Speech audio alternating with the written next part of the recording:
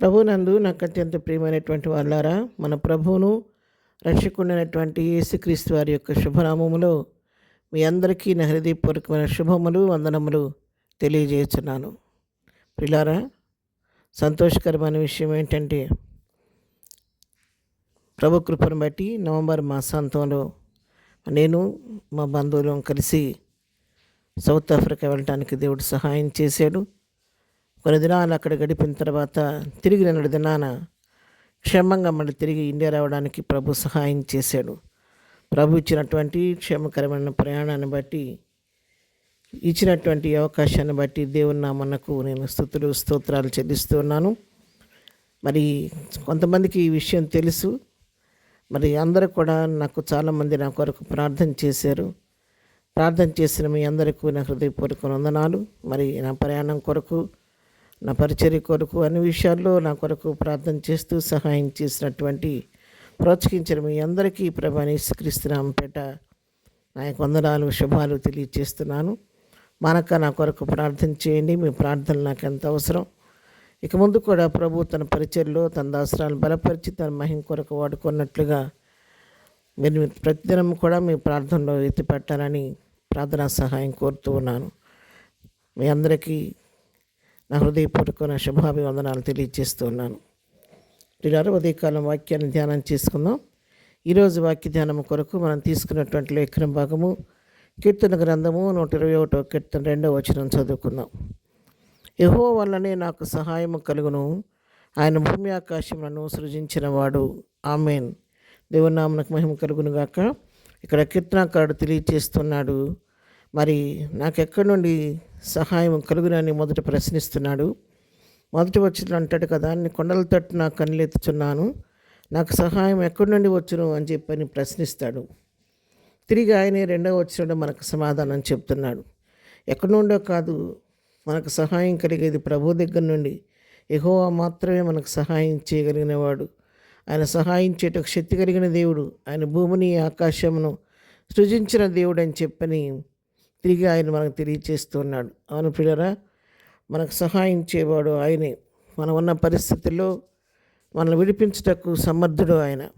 ఎందుకంటే ఆయన భూమిని ఆకాశమును, ఆయన సమస్తాన్ని నోటి మాట సృష్టించిన దేవుడు.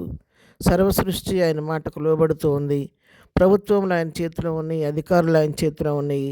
సమస్త సృష్టి ఆయన చేతి క్రింద ఉంది. కాబట్టి ఆయన చేయలేని కార్యం కానీ, ఆయనకు అసాధ్యమైన కార్యం కానీ ఈ లోకంలో ఏది కూడా లేదు. అందుకే ధైర్యంగా చెప్తున్నాడు, యెహోవా వలన మాత్రమే నాకు సహాయం కలుగుద్దని. ఉదయకాలం వాక్యం వింటున్నటువంటి మీతో నాతో కూడా ప్రభువు మాట్లాడుతున్నాడు.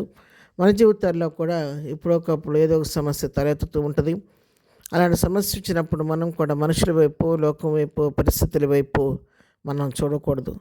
ఎందుకంటే అనుకున్నట్లుగా అన్ని సమయాలు అందరి దగ్గర నుండి మనకు కావాల్సిన సహాయం అందదు. కాబట్టి మనుషుల వైపు చూసి నిరుత్సాహపడకుండా మన సహాయం చేయగలిగిన దేవుని వైపు మన కనులెత్తితే, యెహోవా వైపు తిరిగి ప్రభువా ఈ సమస్య నుండి నాకు పరిష్కారం కలుగు చేసి ఇదే నా సమస్య నుంచి విడిపించమని ప్రభు సహాయం మనం వేడుకున్నట్లయితే, ఆయన సమస్తం నుంచి శక్తి కలిగిన దేవుడు. కాబట్టి నీ పక్షంగా నా పక్షంగా కార్యం చేసి మనకున్నటువంటి సమస్యను విడిపించి సహాయం చేసే దేవుడై ఉన్నాడు. కాబట్టి దీని విషయం కృంగిపోకుండా మనకున్న ప్రతి భారాన్ని కూడా ఈ ఉదయకాలం ప్రభు హస్తాలకు అప్పగిద్దాం. ప్రభా, నీవే ఈ సమస్యను విడిపించమని, నీవే నాకు సహాయం చేయమని కీర్తనకారుడు వలె మనం కూడా మన కన్నులు ఆయన తట్టు ఎత్తి ఆయన సహాయం కొరకు విశ్వాసంతో వేడుకుందాం. తప్పకుండా ప్రభు తగిన సమయమందు నీకు నాకు మేలు చేసి మా నోటి నుండి నవ్వు కలుగు చేసే దేవుడై ఉన్నాడు. కాబట్టి విశ్వాసంతో ప్రభు కార్యం కొరకు ఎదురు చూద్దాం. ప్రార్థన. ప్రేమగన్న తండ్రి, పరిశుద్ధురాని పాదంలో కొందనాలు. ఉదయకాలం మాకు ఇచ్చినటువంటి ఈ వాక్య భాగాన్ని బట్టి నీ కొందనాలు నాయన. అవును ప్రభా, కొండల తట్టు చూస్తే మాకు సహాయం ఎక్కడి నుండి వస్తుందో మాకు తెలియదు, కానీ నీ వల్ల మాత్రమే సహాయం కలుగుద్దని చెప్పి మేము తెలుసుకుంటున్నాం. సహాయం చేయట శక్తి కలిగి నీ వైపు మా కన్నులు ఎత్తుతున్నాం. ఉదయకాలం ఏ బిడ్డ ఏ సమస్య ఉండి నీ వైపు చూస్తుందో నువ్వు ఎరిగిన దేవుడు. కాబట్టి ప్రతి వారి యొక్క సమస్య నుంచి వారిని విడిపించండి. కావాల్సిన సహాయం మీరు మెండుగా దయచేయండి.